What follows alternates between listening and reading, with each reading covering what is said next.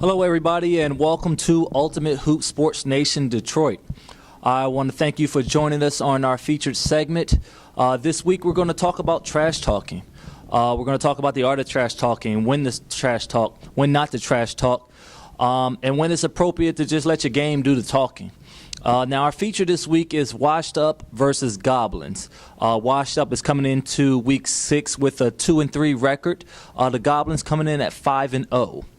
The reason why we're featuring the Washed Up and the Goblins is because of the trash talking that was being used on the Facebook site between Jeff Wirtz and pretty much the entire Goblins team.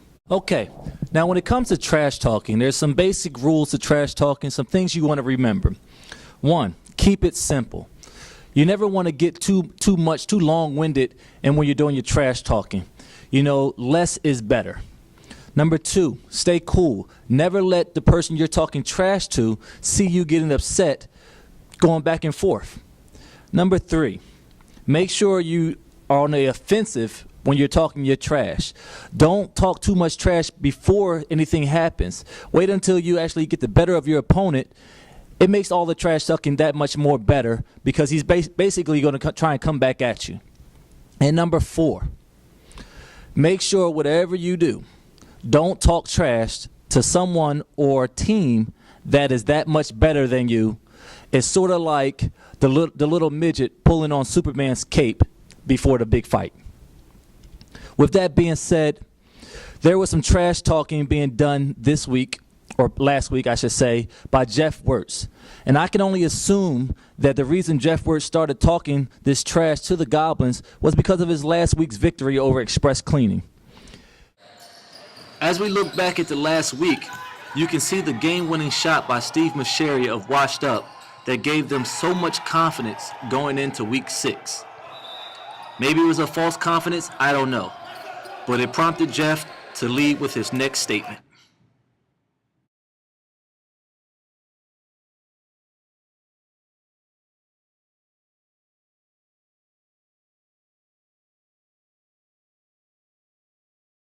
Okay, then now we've seen Jeff Wirtz's list of trash talk. Let's see where Jeff went wrong in his trash talking. Number one, keep it simple. You can't keep it simple if you're talking on Facebook. That gives too many opportunities for anybody to get a long, drawn-out discussion of what you're talking about. The next rule he broke, talk offensively. Stay on the offensive. How can you stay on the offensive? The game is 24 hours away, and you're already telling what you're going to do to an entire team. Remember, you got to back it up on the court before you start doing your trash talking. And the next rule he broke is talking to a more talented team. Not necessarily that everybody is better than Jeff Wirtz, because Jeff Wirtz is one of the top players in the Shelby Rec League. But when you're talking to the defending champions who haven't lost a game this season as well as last season, why would you put yourself out there to give them more motivation to come at you? Those are some of the things that Jeff needs to take a look at before he starts trash talking to the next opponent. Needless to say, this didn't work out well for Jeff Wirtz, as they came in and lost the game 105-58 to the Goblins. I was able to catch up with Mackenzie Golphin after the game to see what he thought about Jeff Wirtz's trash talking on Facebook. Let's have a listen. All right, I'm here with Mackenzie Golphin, the Shelby Rec League Wednesday night, the Goblins. You guys had a slow start in the first half, came out 35 out of 31, but you exploded for, looks like, another 60 points in the second half. What was the reason for this explosion? Basically what we did at the halftime, we just told our team, like, we're just going to run these guys. You know, they really can't keep up with us, so basically that was our momentum. We saw it going forward, like, hey, we're going to run these guys. So that's what we started off doing. Now, there was a lot of Facebook chatter between Jeff Wirtz and the rest of the Goblins. What was the spark for this chatter? I don't know. I think he did his research, and it was a little bit wrong, as you can see, compared to the score. He thought that we were going to come out sloppy. He thought Adam Kaminsky wasn't going to show up, which he did, and he was a big help. He thought that Tony wasn't going to hit no threes, which he did, 4-3. He thought that I was going to be tired from Vegas, but obviously I was, so he was right about that. But I mean, it's just a little fun that we had on the social network, but Jeff got to learn how to stay quiet on those type of things. Well, there it is. The Goblins with a 105-58 win over Washed Up. 58. Repeat it one more time. 105-58 Goblins over Washed Up. Goblins. Other news, No Respect was able to get their fourth win, which is a much needed win in their race for a playoff spot over the free agent team Thunder. Let's have a listen to what Bill Tull thinks about his predictions for the playoffs. All right, I'm here with Bill Tull of No Respect. They just got their fourth win of the season. Bill, you guys played a pretty good game. You went up against a team that you were expected to beat, but your two losses come against the top two teams that are in this rec league. How do you think you're going to do when it comes to playoff time? I think we'll be fine. I think we'll be the team to beat. We have a point guard now. Our first loss, we didn't have a point guard. Our second loss, we were down by 25, cut it to within 4, and had a chance to win. We'll be fine as long as we play defense and play as a team. Now, you say you got a point guard now. What was the late addition? Who was the late addition and why?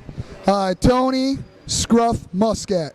He's the late addition. We need a point guard. He can shoot, penetrate, and he can pass. All right, so are there any predictions as far as who you think you'll meet with in the playoffs? It really doesn't matter. We're cutting the nets down. All right, I'm here with Marcus Harris. He's a new rookie to Ultimate Hoops Rec League. He's also the league leader in steals. So, Marcus, tell me, how's your first season in Ultimate Hoops going? Hey, it's going good. I mean, I like the fact that, you got good competition. You have, a good balance of people that play. So, I mean, I like what I'm seeing. So, I mean, I definitely will continue. Now, your team right now is 2-4. What do you think your chances are of getting that final spot for the playoffs?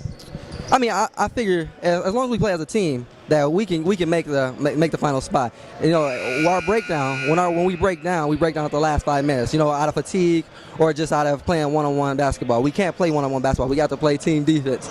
Team ball. So we got to get back on defense. So I mean, I think our chances are pretty good. Even though we're 22-4, I think our chances are still pretty good. All right. Well, good luck for the rest of the season. Thank you. I appreciate it. The Skills was able to get their fifth victory of the season with a 107-68 victory over Team USA. Vaughn Gray led the team with a career-high 20 assists. I was able to get Vaughn to stop by the studio today and talk about his career night. All right, I'm here with Vaughn Gray of House of Skills. Vaughn, you had a tremendous career night last night, 20 assists in your 107-68 victory over Team USA. What sparked you to want to get 20 assists, and what was the reason that it happened? Honestly, I guess it's just my team. They looked like they was having fun, and I was having fun doing what I was doing. They told me at halftime I had 10, and Kyle Jasmine told me to get 20, so that's what happened. Now, I know after the game, I talked with the general manager of the House of Skills, and he told me that you enjoyed getting 20 assists more than getting 20 points. So can we suspect that this is going to be the new Vaughn Gray for the rest of the season? I can't say that for sure, but I'm definitely going to have my eyes open to pass a tad bit more. That 20 assists was a tad bit more tiring than anything I had to do ever, chasing that ball around. But I definitely got a different satisfaction from it, for sure. All right, well, there you have it. Vaughn Gray got new motivation for his Shelby Recreational League. He's going to become the assist man. That's going to do it for this segment of Ultimate Hoop Sports Nation Detroit. Thank you for joining us, and we'll see you real soon. I just want to say thank you now because we play him on November 17th, and that's actually my birthday, and we plan on winning by 60 because y'all some bums, so I want to say thank you. You guys think how you guys are going to play? The Bombers will bomb. Quote that. Quote me on that. I heard you say something about they playing the 6 foot under league out there? Well, yeah, they were like naming all these people and saying that they'd never heard of them. Never heard of them. Never heard of them. Well, you're from Detroit. I've never heard of you. I'm coming to break their hearts, though. We're coming for their hearts. We're coming for blood. We will have our legs tomorrow. How about that? And still party tonight. And we will make it to the ship. What you're saying is that you have a young person that cannot read. No, he just